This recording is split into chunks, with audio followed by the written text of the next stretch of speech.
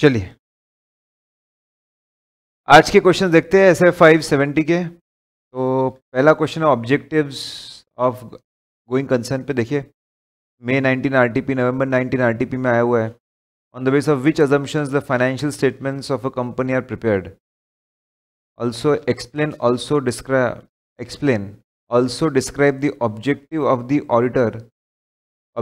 Of the auditor regarding going concern. पहले पूछा है कि फाइनेंशियल स्टेटमेंट कौन से अजम्पशन पे बनते हैं, और फिर ये पूछा है कि आप objectives of auditor regarding going concern बताएं। इसी क्वेश्चन को फिर use of going concern base of accounting is appropriate asset liability are recorded on the basis that the entity will be able to realize assets and discharge liabilities in normal course of business. Explain stating also the objective of the auditor regarding going concern. दोनों question में थोड़ा फर्क है। पहले question में बोला है कि कौन से अजम्पशंस है। मेरे ख्याल से AS1 के हिसाब से आप लिख सकते हैं। AS1 के हिसाब से आप लिखिए। हम लोग क्या करते हैं, रीसेंट आंसर्स को पिक करते हैं। तो ये रीसेंट क्वेश्चन होगा, उसका रीसेंट आंसर यही है। आप फंडामेंटल अजम्पशन है आपका, अक्रूअल है, करेक्ट, कंसिस्टेंसी है, गोइंग कंसर्न है, इसके बारे में आप बताइए। दूसरे क्वेश्चन में सिर्फ बोला है गोइंग कंसर्न के बारे में। तो गोइंग कंसर्न अजम्पशन की हम अज्यूम करते हैं कंटिन्यूस फोर्सेबल फ्यूचर तक बिजनेस चलता रहेगा। उसको ध्यान में रख के हम एसेट्स को हिस्टोरिकल कॉस्ट पे बुक करते हैं, ओवर पीरियड ऑफ टाइम उसको राइट ऑफ करते हैं। अगर गोइंग कंसर्न सही नहीं होगा तो फिर हम सब चीज़ों को रियलाइजेबल वैल्यू पे लाते हैं। तो गोइंग कंसर्न के बारे में आप बता दीजिए पहले। और हम पढ़कर आए ऑब्जेक्टिव्स। अगर अब हम लोग क्लास में हम लोग देख चुके हैं ऑब्जेक्टिव्स को। सिंपल आप स्टेप नंबर 1 2 3 आप समझाइए ऑब्जेक्टिव क्या है, जाकर देखना, इंफॉर्मेशन कलेक्ट करना, रिस्क असेसमेंट करना कि क्या कोई इवेंट्स और कंडीशन है जो गोइंग कंसर्न के ऊपर डाउट क्रिएट करते हैं, है क्या। अगर है तो एडिशनल प्रोसेस परफॉर्म करके पता लगाना कि मटेरियल अनसर्टेनिटी है क्या, गोइंग कंसर्न बराबर है क्या। फिर जानकारी इकट्ठा करने के बाद में उसमें प्रॉपर रिपोर्टिंग करना गोइंग कंसर्न की। ठीक है, यही चीज़ है। यही 3 स्टेप्स जो है, यही हमने क्लास में पढ़े भी है, वही 3 आपको बताने हैं। फिर explain with reference to relevant standards and auditing appropriateness of going concern assumption. Appropriateness of going concern assumption, operating conditions, explain relevant appropriateness of going concern assumption. बहुत पुराना क्वेश्चन लग रहा है। ऑपरेटिंग कंडीशन दैट में cast doubt और going concern. 6 example operating condition that में cast doubt और going concern. देखिए पहले appropriateness of going concern SF 570 के बारे में बोल रहा है। SF 570 जो गोइंग कंसर्न से डील करता है, ये 3 स्टेप्स को कभी मत भूलना। वो बोलता है पहले जाकर देखो कि कोई ऐसी इवेंट्स और कंडीशन जो हमारे मन में डाउट क्रिएट कर रहा है गोइंग कंसर्न को लेकर, फिर एडिशनल प्रोसेस परफॉर्म करना, फिर जानकारी इकट्ठा करके रिपोर्टिंग करना। तो उसी को पहले समझाया है। और अब हम ये जानते हैं हमारे 3 तरह के इवेंट्स होते हैं। फाइनेंशियल इवेंट्स एंड कंडीशन जो गोइंग कंसर्न के प्रति डाउट क्रिएट करते हैं, ऑपरेटिंग इवेंट्स एंड कंडीशंस, और उसके बाद में आपके other financial, operational and other indicators, ऐसे 3 होते हैं। तो पहले आप अप्रोप्रिएटनेस गोइंग कंसर्न अजम्पशन बताइए, स्टैंडर्ड में हम 3 चीज़ें करते हैं वो बताइए, और इवेंट्स और कंडीशन जो क्रिएट करते हैं डाउट, उसके बारे में बताइए। हाँ, अगर ऑपरेटिंग के बारे में बोला है तो आपने सिर्फ ऑपरेटिंग के बारे में ही देना चाहिए। फाइनेंशियल के बारे में बोला है तो फाइनेंशियल के बारे में ही देना चाहिए, करेक्ट। यहाँ पे लेकिन हम लोगों ने एक स्टैंडर्ड कॉमन आंसर दे दिया है। भाई ऑपरेटिंग का होगा तो भी आंसर इसमें से निकलेगा, फाइनेंशियल का होगा तो भी इसमें से निकलेगा, अदर होगा तो भी इसमें से निकलेगा। लेकिन आप लोग लिमिटेड आंसर दे सकते हो, ये तो कॉमन सेंस में आता है ना यार। ठीक है,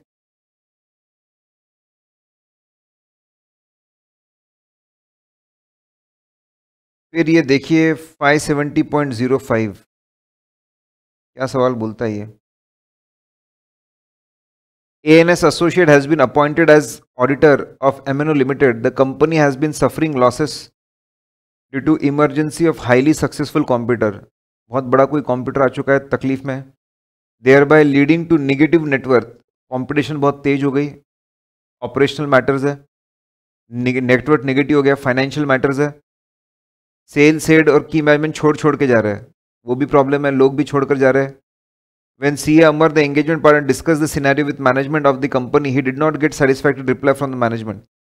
what is responsibility of ANS and associate with respect to 570? तो बेसिकली फाइनेंशियल प्रॉब्लम्स है, ऑपरेशनल प्रॉब्लम्स है, कंप्यूटर का प्रॉब्लम है, लोग छोड़कर जा रहे हैं वो भी प्रॉब्लम्स है, ये प्रॉब्लम्स है। तो हमको 570 के बारे में बताना चाहिए, उसके 3 स्टेप्स वो लगाते हुए बताना चाहिए, और हमने एडिशनल प्रोसीजर्स के बारे में सोचना चाहिए, ये मेरे हिसाब से। लेकिन इन्होंने वैसा नहीं किया है, देखते हैं।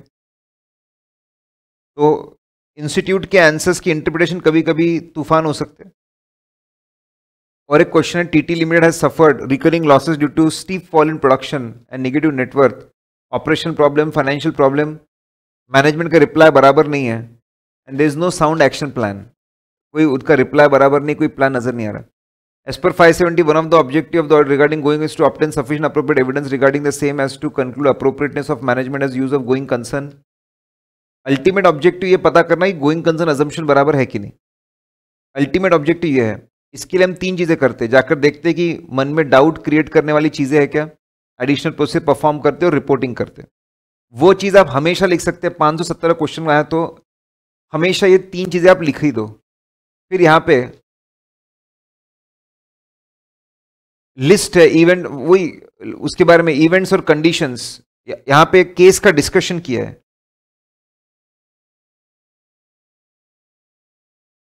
पहले ऐसे 570 का बैकग्राउंड दिया है, केस का डिस्कशन है कि फाइनेंशियल प्रॉब्लम्स है, ऑपरेशनल प्रॉब्लम्स है, निगेटिव नेटवर्थ है,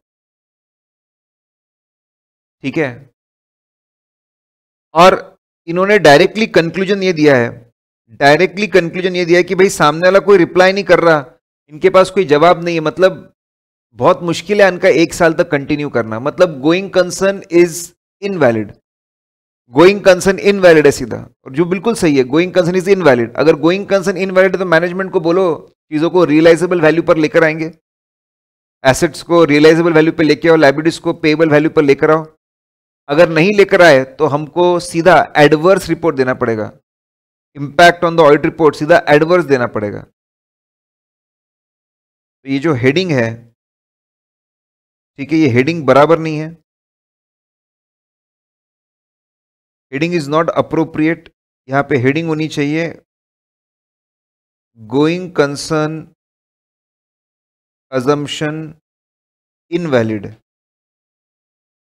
गोइंग कंसर्न अजम्पशन इनवैलिड हो चुका है, ठीक है। क्या करेंगे,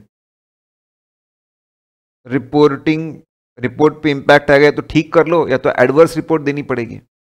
हेडिंग सही नहीं है इसका, ठीक है। Procedure to be perform by auditor in expressing opinion on going concern assumption, additional procedures. हम इसको पढ़कर आए, एडिशनल प्रोसीजर कुछ कंपलसरी होती है, कुछ ऑप्शनल होती है। वी हैव सीन दिस, इसका चार्ट भी देखा हम लोगों ने, तो बस वही एक्सप्लेन करना है, ठीक है। इसमें हम कुछ डिस्कस नहीं करने वाले। आपने अगर आप कंपलसरी वाला है उतना बता दीजिए, उतना काफी रहेगा। कंपलसरी वाला आपने बता दिया तो that will be more than sufficient, okay. अब इसके कुछ एमसीक्यूज है, वो देखते हैं हम लोग। MCQs 570.1,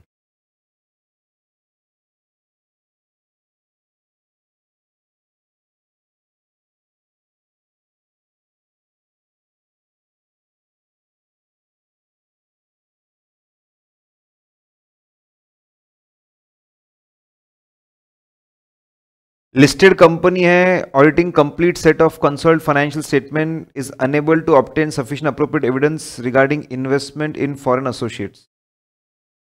the possible effect of inability to obtain sufficient are deemed to be material but not pervasive to the consolidated financial based on audit evidence ये करनी concludes that a material uncertainty does not exist related to the events and based on ये कुछ sample के MCQs ना थोड़े खतरनाक है, ठीक है, इंस्टीट्यूट की तरफ से ही है।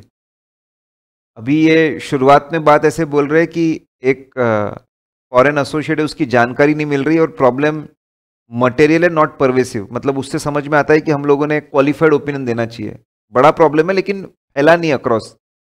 फिर यहां से ना अलग ही शुरू करते हैं वो लोग, Based on audit evidence obtained, CA Crani concludes that the material uncertainty does not exist related to events or conditions that may cause significant, concludes that material uncertainty does not exist related to events or conditions that may cause significant doubt of company's ability to continue as going concern.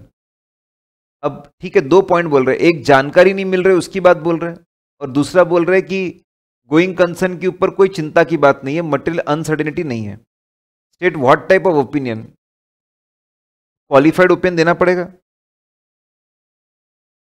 Qualified मतलब 2 अलग अलग मुद्दों को touch किया है. एक company है जहां पे जानकारी की कमी है, ऑडिट कर रहे, जानकारी की कमी है, ये एक मुद्दा है, और गोइंग कंसर्न सही लग रहा है, ये एक मुद्दा है. सही लग रहा है तो क्या रिपोर्टिंग करेंगे, सही लग रहा है तो बहुत बढ़िया है, उसकी वजह से कोई स्पेशल रिपोर्टिंग नहीं होगी. जहां पे प्रॉब्लम है उसकी वजह से क्वालिफाइड. अगर परवेसी होता, पूरा फैला होता, तो हम डिस्क्लेमर देते. गलतियां फैली हुई तो एडवर्स देते, क्योंकि फैली हुई नहीं है तो हम क्वालिफाइड दे देंगे. बस इतनी सी बात है.